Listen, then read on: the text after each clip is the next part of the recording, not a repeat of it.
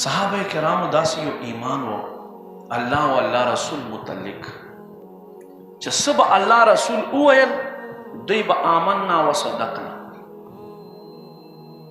ایمان تقاضا خو وګوره، بدر میدان ته ووتل، یو طرف ته 314 دي، بل طرف ته زرو نه تعداد بره دی، یو طرف ته ماښام روجې میاشت 3 کجورې یو ګیلاس اوبو باندې روجې ماتی کېږي، بل څه نشته، او بل طرف ته په یو ټیم باندې 10 اوښان حلالیږي.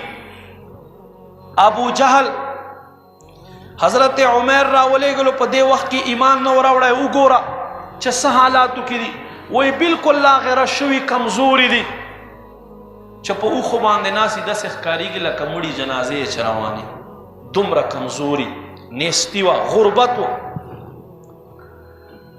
نو ابو جهل څه وایي؟ وایي پړي راغونډ کړئ، تورو کار نه دی، 314 کسان راغلي دي، په پړو باندې به تړو او ځان سره به مکې ته بونځو. نو هغه ورته وایي ستا خبره په خپل ځای باندې ټیک.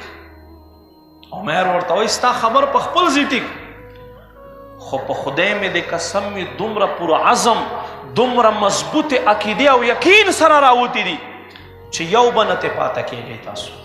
دي خو 314 تورې هم کمې دي، پوره نه دي، لختې چا اوچتې کړي دي، خو جذبه او ایمان کامل دی، ایمان مضبوط دی الله و الله رسول متعلق.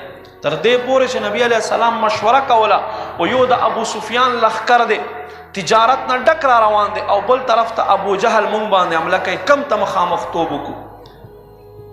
نو څه کسانو وی چې قربان مونږ سره اسباب نشته، مونږ به په د ابو سفیان قافلې باندې ورشو. حضرت ابو موسی اشعری رضی الله تعالی عنہ ورته پاسي، وای قربان مونږ د موسی قوم نه یو چې کینو چې موسی علیه السلام ته وی چې تا او د ستا رب د دشمن سره مقابله وکړي او مونږ ها هنا قاعدون، مونږ بدل ته درته ناسو. نه قربان یا رسول الله چې کومې خواته ته زمونږ مخ ګرځوي مونږ به هغې خواته سو.